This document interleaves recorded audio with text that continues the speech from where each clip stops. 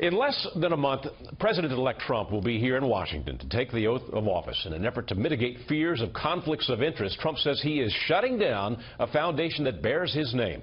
Correspondent Rich Edson explains why it might not be so simple. The president-elect says he is closing his charity. The New York State Attorney General says he's not. President-elect Donald Trump says he is dissolving the Donald J. Trump Foundation to avoid conflicts of interest when he assumes the presidency next month. In a statement, he says, quote, "I am very proud of the money that has been raised for many organizations in need. I don't want to allow good work to be associated with a possible conflict of interest."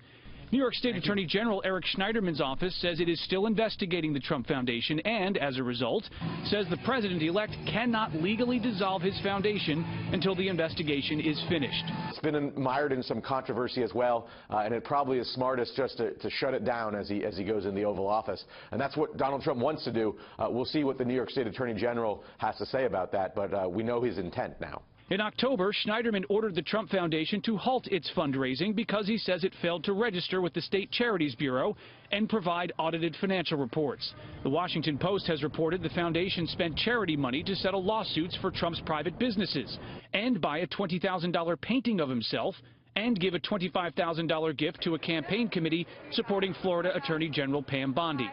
In a statement, the Democratic National Committee says, quote, "The Trump Foundation has served as a slush fund for Trump to bribe elected officials, attack his political enemies, and buy portraits of himself." The Trump transition team has pointed out Schneiderman endorsed Hillary Clinton for president, and Trump's allies complain the Attorney General is using his office politically to damage the once Republican nominee and current president-elect. The president-elect says he will also separate his business interests from his presidency. His transition team said earlier this month he was going to detail how. They now say Mr. Trump will do so next month before the inauguration. Doug? Thank you, Rich.